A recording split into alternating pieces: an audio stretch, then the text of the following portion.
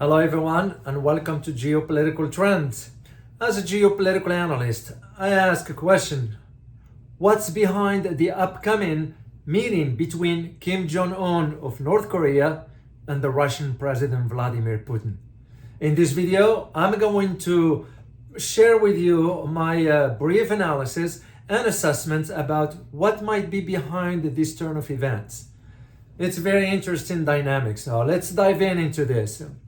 It has been reported just within the last 24 hours that Kim Jong-un will be meeting with the Russian President Vladimir Putin in Russia to discuss a host of issues, including the US recent maneuvers in Asia, of course, which will be part of the conversation, in addition to weapon sales. Of course, the Western media that's reporting this did not say that part of that conversation is going to include these discussions here, except for the negotiations about arms. So in light of the developments taking place on the global stage, specifically, I'll give you a few examples. Recent US, Japan, South Korea alliance, of course, the Ukraine-Russia conflict, in addition to AUKUS QUAD, and among others, North Korea, in my assessments, is convinced more than ever for the need to strengthen its both defensive and offensive capabilities, military capabilities, that is. All this comes on the heels of ongoing, and I put this in quote, arms negotiations between both Russia and North Korea. And here is what I found very absurd coming out of Washington, D.C. Recently, John Kirby, he is the National Security Council spokesperson, expressed concern about the rapid progress in this sort of talks or negotiations over the future arms shipments from North Korea to Russia.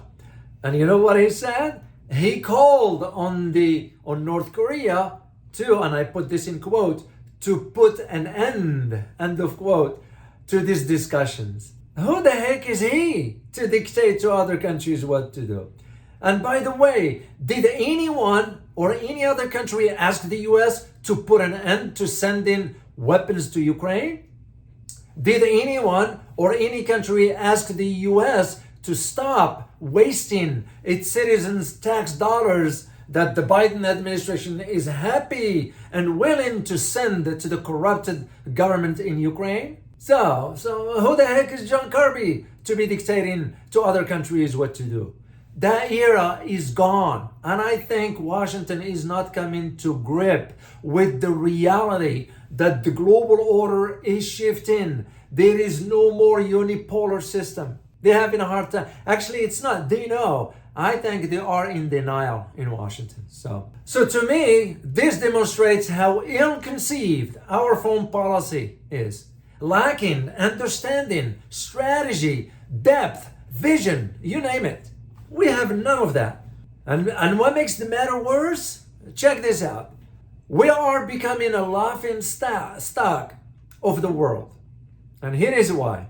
When considering, for example, the United States, the UK, of course, the incompetent countries, the UK, South Korea, and Japan announced just last week at the United Nations in a joint statement that any agreements to increase bilateral sort of either trade or cooperation between Russia and North Korea will be, and I put this in quote, a violation of the UN Security Council resolution, which is banning the sort of arm deals with North Korea.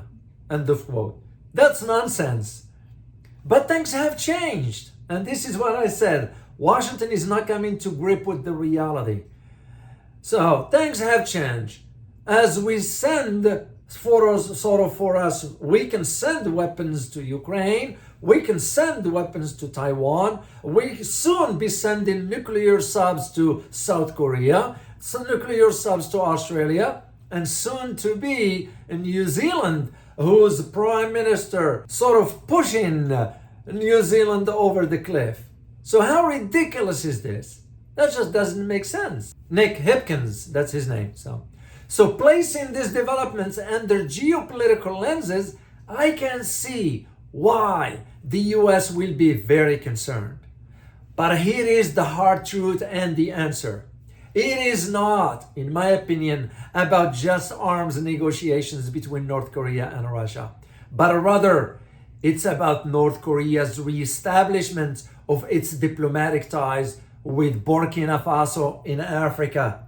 I did a video for you guys about this video here, which we all know what it means when considering that the Russian Wagner Group presence in Africa is well known. This is what's at the heart of it. North Korea, known for its missile technology, you can just see the shifting of the geopolitical landscape in Africa. So all these hypes from Washington, that is not really what is this all about. So what do you think?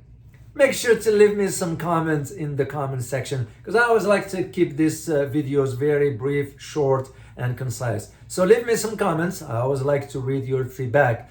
And please hit that like button and subscribe if you like the content of this video. And of course, guys, I will be happy to elaborate more in a live stream. If you like me to do so, just let me know. So as always, remember, geopolitics impact your daily life in more ways than one. Till next time.